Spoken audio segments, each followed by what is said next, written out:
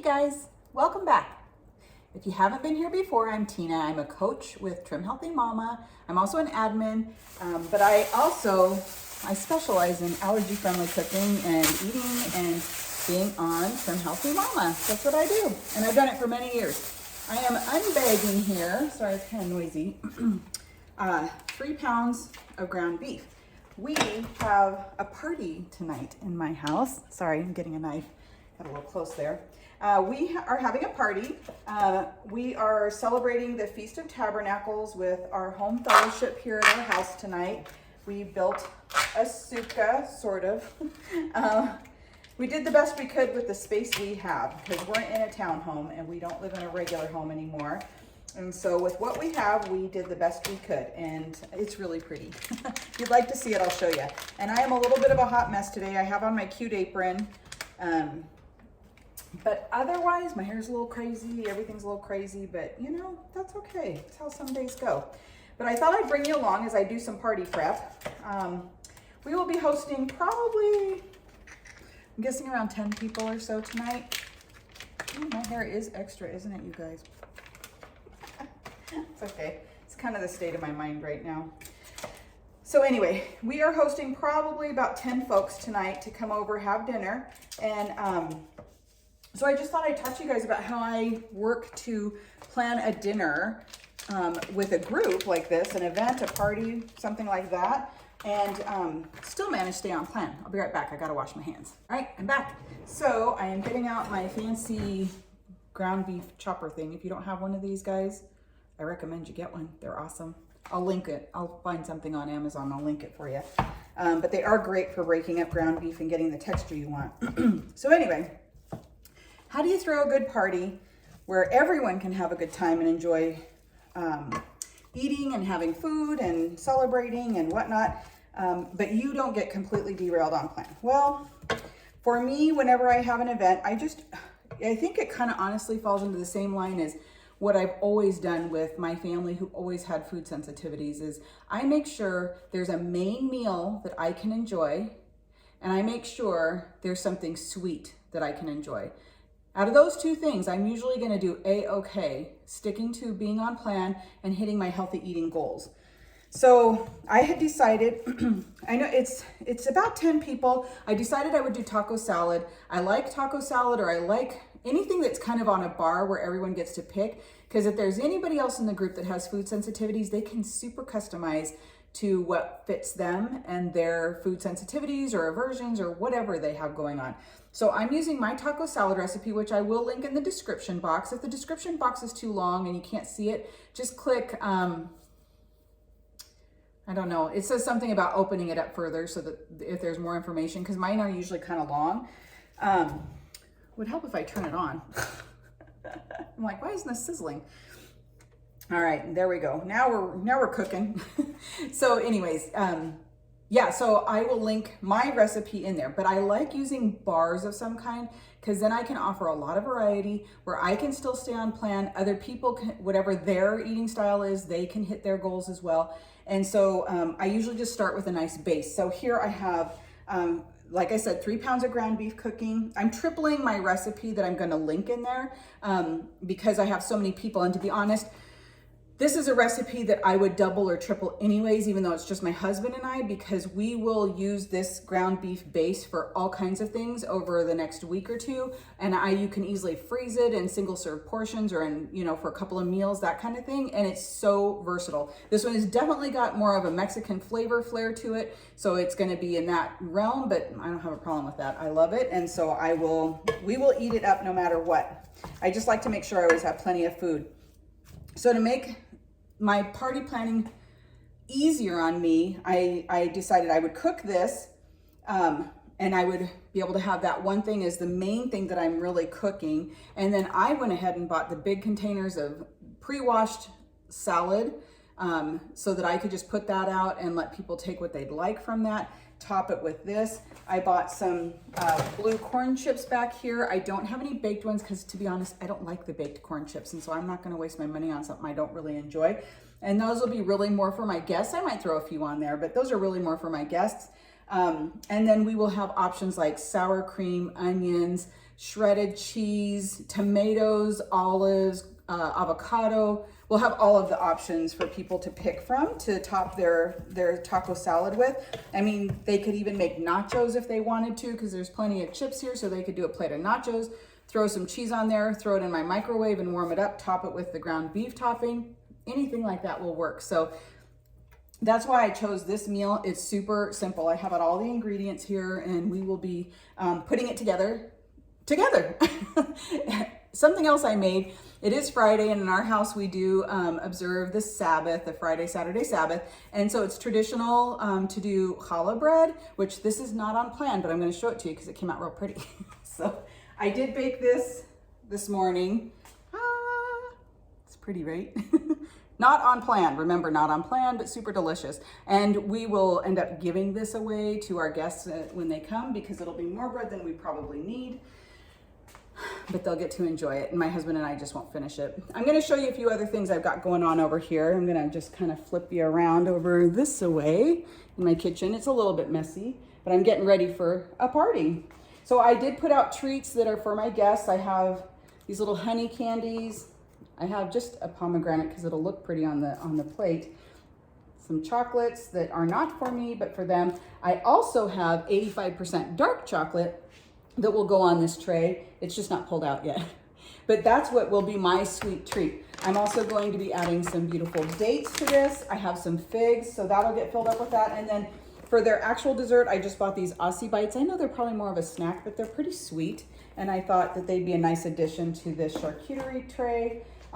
Over here, you can see I have my challah board and my challah cover. And then I've just got plates getting ready to go there. And so we have a friend that's bringing a fruit platter, and I do have grapes actually to go on this tray as well. And then I'm going to be cutting up some celery sticks and carrot sticks as well, so people can have like a little snack, and I have ranch dressing to go with that. So that is the extent of my meal. It isn't massive. And then, and then one other friend is bringing drinks. So everybody wanted to pitch in a little bit, and I thought that was just really sweet. So I'm letting them. I don't need to kill it all, you know, but I will put it all together and it'll be pretty. And I'll try to remember to run through. I'll get you guys a video of what it looks like when it's all put together. So anyway, those are my tips for making an easy festive occasion for friends or family without derailing. Just make sure you have a main dish for you that you can eat and you will enjoy. Not just that you can eat it, but I want you to enjoy it too. And then something sweet to go with it, you know, and make yourself a nice drink too, you know, something that you can sip on, so that as other people are enjoying some of the other things that are off plan, you're not feeling deprived or like you want to have something, you know, that you can be tasting that's delicious too. The sippers help so much. I actually have mine over on the counter there. You might have shown in the video, I don't know. But yeah, so just make sure you do that. So I will go ahead and work on getting this ground beef all cooked up, and in a minute I'll come back and show you how easy this is to put together. All right, I'll see you in a second. Okay guys, the ground beef is cooked. So we're gonna just, simple recipe. Forgot to pull it back up. Let me grab it here. All right, so my recipe is for 1/3, like I said, of this. I'm tripling this recipe today, but that's because I'm feeding a lot of people. And I just did ground beef in here, but I'll tell you what, this would be so easy for your family to do that ground beef hack. You could add in cauliflower rice so that you get an instant boost of veggies. Nobody will even know. I've done it where I've done the cauliflower rice along with, I've minced up the mushrooms. Pop those in here. Nobody ever knows. And honestly, I don't even like mushrooms, so I will be very honest about that. I do not like them. And yes, I know I have them in my tea bar, but I know they're good for us, so I want to eat them. But when I put the ground beef and the mushrooms and the cauliflower rice in here, I really honestly cannot tell. And it just stretches your ground beef so far. It's just the best trick ever. Okay, so to the cooked ground beef, and I really don't need to even keep this on anymore. Do you guys eat your taco salads with warm meat or with room temperature or cooled meat? Because I mean, honestly, my family will eat it either way. Okay, so anyway, so we're gonna add in, I have here 3 cans of black beans, drained and rinsed. So I'm gonna stir that in together, and I'm gonna be pushing the limits of this pan here, but this is really all that's gonna be going in here other than the seasonings, but I could not have added in all the cauliflower and the mushrooms into this, and I really wanted to keep it simple for our guests anyway. We're used to the flavor palette, but I don't know if other people can taste it, maybe, I don't know. Okay, so then this calls for 2 tablespoons of Worcestershire sauce, which I'm tripling it, so we're gonna go for 6. If y'all haven't seen these awesome little measuring spoons, little measuring cups. They're great for liquids like this. You can just pour right into it. I'll link, of course, if you guys are interested in it, I'll link it for you. So we're gonna do 6 tablespoons. Yes, so there's 2.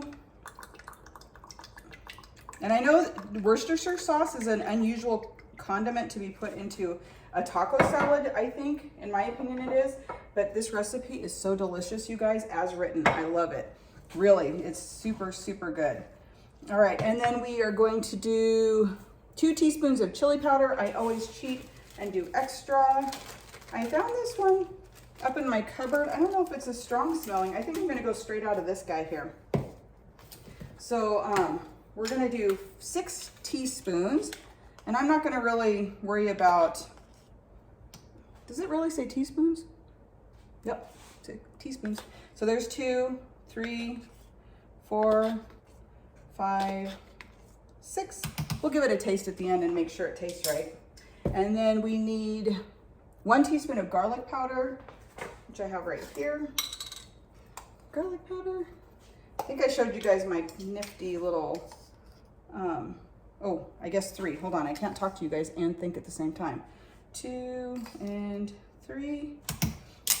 I have all these really pretty little jars that I was able to stick the names on, and then I have a pretty little organizer over here that I just love. It makes so much more sense. I used to have a Lazy Susan. Oh my gosh, everything was always such a mess in there. And then it does call for cayenne, but I'm gonna leave that out. I'll allow people to put salsa. Oh, I have salsa to go on it too.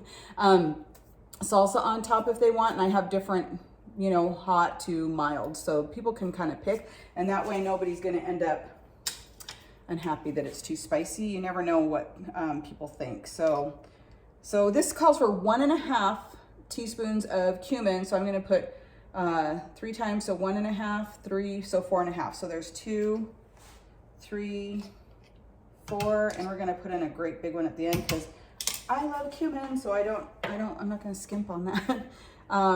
And then the black beans, and that's it, you guys. It's that simple. This meal is so, so simple. The longest part really is just cooking up that ground beef, which I will share a tip with you. Back when I was homeschooling my kids and we were home all day, and I would buy more bulk foods than I do today, since it's just my husband and I here at home. I would buy ground beef in huge, like those chubs, the big tube of ground beef. And I had read one time that you could boil ground beef to cook it up, and I had never heard of that before. And I tried it because it was, I must have had 40 pounds of ground beef, and I was like, man, that's gonna be forever at the stove cooking all that beef. So I took the first chub of it, and I think that was like 10 pounds, and I got out a big stock pot and I cooked it all up. Does this call for salt, you guys? Doesn't it seem like it should have some salt? Maybe we better add a little bit. What do you think? Ooh, you wanna see something cool? I just got this little salt. Remember I said it in a video, I need one of those things? I got one, and look, it has a pretty little verse on it. You are the salt of the earth. I just thought that was really cute. And again, I'll try to link it for you guys. So I'll mix this all up anyway. So anyway, I decided I was gonna try out this whole idea of boiling ground beef, and it was seriously the easiest thing ever. And it cooked it up beautifully, and it broke it up very nicely. It was really just, I was so impressed with this method that I thought, yeah, that's what I'm gonna be doing, absolutely, when I buy bulk like that. All right, let's give this a taste and see if we have enough. By enough, I mean seasonings. Let's try this. It's gonna be hot.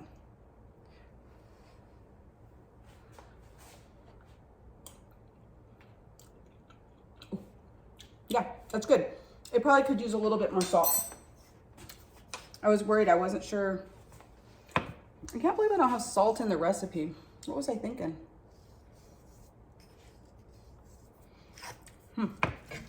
Well, y'all, add salt to it. I probably honestly won't go back and edit that recipe for now. My blog needs more revamping.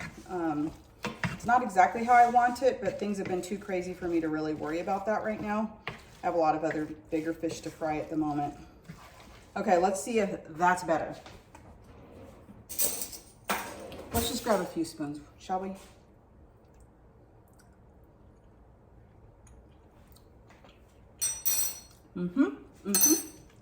Yep, better, definitely saltier. Okay, so we still have 4.5 hours until our party starts. So I'm gonna go ahead and let this cool. I will then put it into a container, put it in the fridge. And quite honestly, I'll probably serve it cold at the party. You know, it's a salad, right? So I think it's okay. Another thing you could do with this easily is you could make sweet potatoes, baked sweet potatoes to top with this. Baked Yukon Gold potatoes top with this. I mean, there's a myriad of things you could do. I mean, I will use some of this as a leftover also to make tacos. So I'll use corn tortillas, warm those up, put that inside of there. It'll be delicious. I did not strain and rinse this, so it's technically that will be a crossover. But if you did strain and rinse it, or if you used, but this is super duper lean meat. But if you decided you wanted to keep it in E, just if you have fattier beef, just be sure to drain it and rinse it off, and it should be good to go.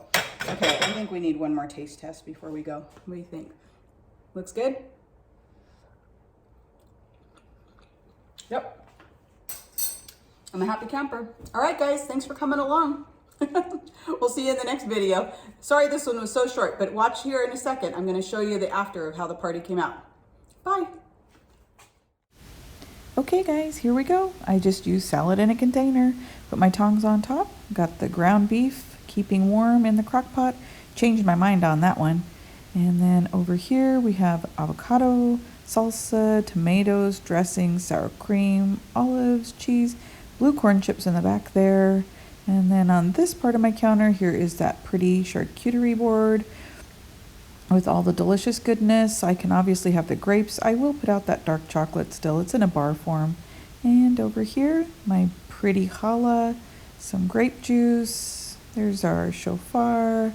And I'm so thankful. Thanks for coming along.